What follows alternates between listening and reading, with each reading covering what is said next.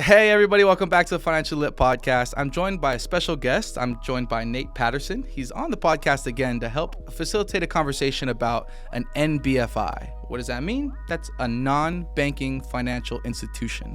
And what we're essentially talking about is becoming your own bank. So before I take it away, Nate, what do you have to share with us about becoming your own bank, what that means? Have you ever heard that before? Yeah, absolutely. And I think, well, truthfully, it wasn't something I had picked up on until recently. And after that took place, that kind of drastically changed how I want to pursue the future of my finances and typically, where I want to pursue it to, because it also plays a role in it when you talk like jurisdictions and things like that, which is very key. But essentially, it's probably almost easier to kind of go back a little bit and explain, the typical banking process right now. Do you think so? Yeah, it's a great idea. Okay, give it to them from the start. Yeah. Okay. So obviously, when you deposit funds into a bank account, right, the bank isn't just kind of sitting on those funds. Obviously, right. Everyone knows this. They're able to leverage that same $1 10 times, 100 times over again by lending it out. That's the entire purpose of the institution. Keep money moving, right? Absolutely. It's modern money mechanics. Exactly. But the only issue there is, if you want to take that same money back out of the account, right? You have to put it somewhere, either that it's going to grow or you're, a typical U.S. citizen and you just spend it, right? Yeah. Obviously, you've depleted from what we call your principal. You've depleted from your asset, and now you're left with nothing. You took the money out, you spent it. You don't have anything to grow towards or to gain back or to build up over time. I think that's what most people just kind of don't realize, and that's really the power of being your own bank, in which case you can lend to yourself. Right. So, and essentially, you're talking about people that before they're kind of living paycheck to paycheck, especially if everything that goes in the bank is spent on something that's not generating cash flow of some sort. Right. And one of the major facets of becoming your own bank is borrowing from yourself. Absolutely. But also, what are you borrowing from yourself for? What are you going to go acquire with that money? Right. Yeah. Good question. I think this is probably the key. Turn in, changing your mindset is you need to acquire an asset. And very specifically, people think of their house as an asset. True. When for most people, it's just a giant money pit, like a giant money pit. If it's not producing cash flow, right? Yeah. You can get cash flow from it, right? If you use it correctly and leverage it correctly. But for most people, they'll just say, well, I have, $30,000 in equity. I have an asset. It's like, well, what can you do with that equity? Nothing. You call that dead equity in that case. You can't actually leverage it for anything. So a house, it's not an asset. You can turn it into one, but by itself like that, it's not. So an asset, I guess in our own terms or our own definition and commonly understood abroad, is something that is generating cash flow for you on a monthly basis, quarterly basis, yearly basis, whatever the case may be. It is generating extra cash in your pocket.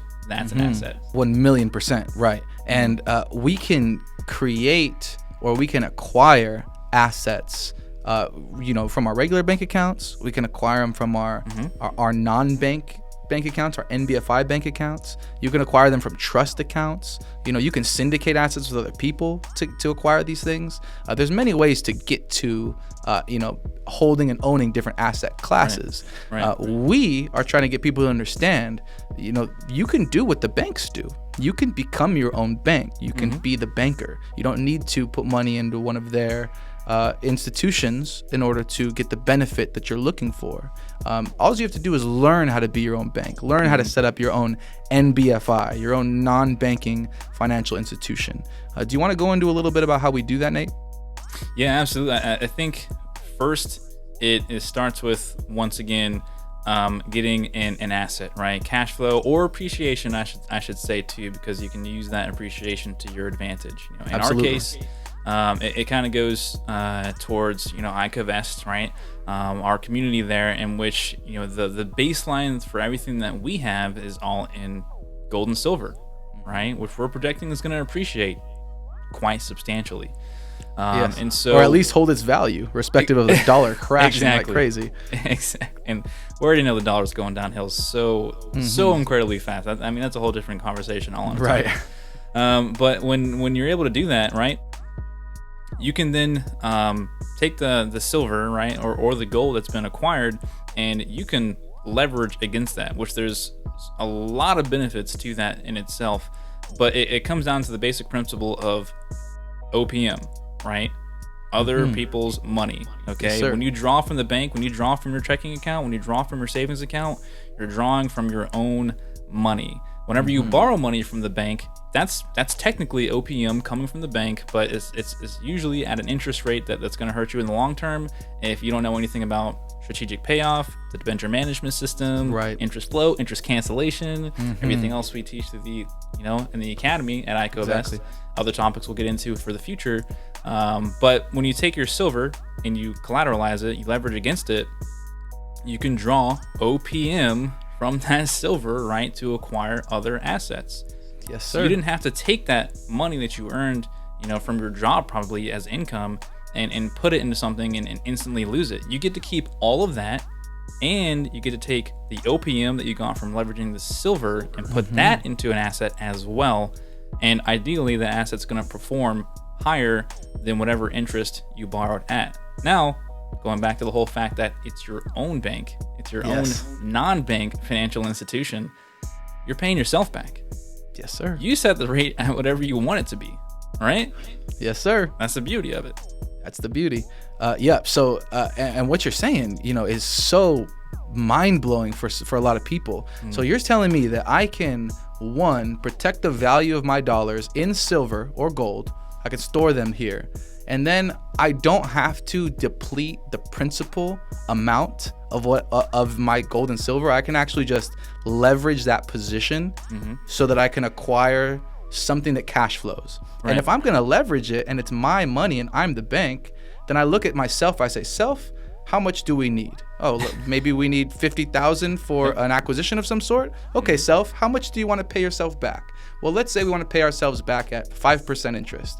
Okay, self, here's the note. 5% interest goes out, and we get the cash flow remitted to us. Exactly. Now we take that cash flow and we go acquire an asset that's going to cash flow greater than 5%, right? So like 7, 9%, something up there, maybe in a syndication with other people to achieve those types of royalty rewards. And that's just the extra that's coming off is going to pay our leverage off. Plus, we're going to have an appreciated position with these extra royalty rewards that come through. So not only did I have and acquired whatever it was that I was trying to acquire, I also have recapitalized my position. I never depleted my principal. So I have my gold and silver. I have created cash flow somehow from something that we've done, and we have them both. And I didn't have to go to a bank, and I didn't have to pay a banker interest. I got to pay myself interest. Exactly. That is mind-blowing for most people. Yeah. And I think what most people first kind of being introduced to this concept, the first thing they're going to think about is, oh, well, if I'm paying myself back, I'll just set the interest rate to 0. Right. But why don't you want to do that? Yeah, you don't want to do that, especially if you're paying yourself back. Okay, so you have gold or silver, right? And that gold or silver, you leveraged dollars out of it. Okay, dollars are crashing. You want to pay yourself back with as much dollars as possible to put them back into the silver position. Right. Because silver and gold are holding their value, aka appreciating, going through the roof. Yep. So it's only in your best interest to change the failing fiat currency that you work for every day and pay yourself back with that at a higher interest rate so that you can stuff above and beyond the amount of silver or gold that you had initially to leverage. Right. So yeah, you could leverage it at something minuscule like 2% interest. Right. Make it really easy for you to pay yourself back, but you're actually not doing yourself a favor at all. If I could afford to pay myself at 7% interest or pay myself back at like 9% interest, I would, because it's a great long-term wealth strategy, especially when you hold it in trust like we do. Right. Precisely. And plus, once you go through the cycle of, collateralized leverage and recapture, whenever you go back to the cycle again of collateralizing, you always want to be at a higher, threshold, or a higher ability to leverage more for the next larger asset or next larger acquisition, which is just going to feed the cycle even more, and it becomes just a complete, a scaling X curve in terms of getting to that higher ability to increase your cash flow over time. So by doing that and by paying yourself back at an interest, even if it's small, great, or large, you're only reducing the time significantly it takes to double, triple, or quadruple your money over time. Absolutely. And that is profound. It's mind-blowing for a lot of people. And I hope that if you're listening to this video and this is interesting you or piquing your interest at all and you have questions, get in our inbox. Me, Nate, we'd be happy to answer these kinds of questions. You hit up iCovest, go to the Financially Lit podcast. Either way, iCovest is one of the companies that we both engage with, and we like to teach people about some of the strategies that they offer. And one of the strategies that they offer is helping you become your own bank, helping you set up your own NBFI through the ecclesiastical trust that iCovest is.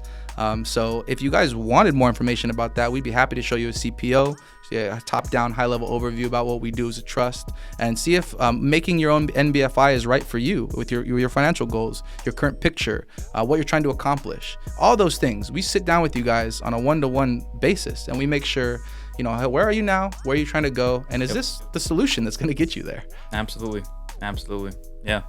And I think that just about covers it, honestly, just as a quick introduction to the whole NBFI concept, being your own bank concept.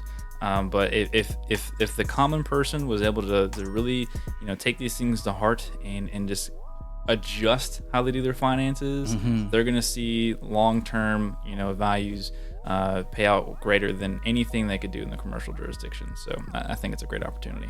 Absolutely. And I can't echo that enough, Nate. So, with that being said, guys, I hope you have some interest piqued and you want to learn a little bit more. Get in our inboxes, and we will see you guys next time. See y'all.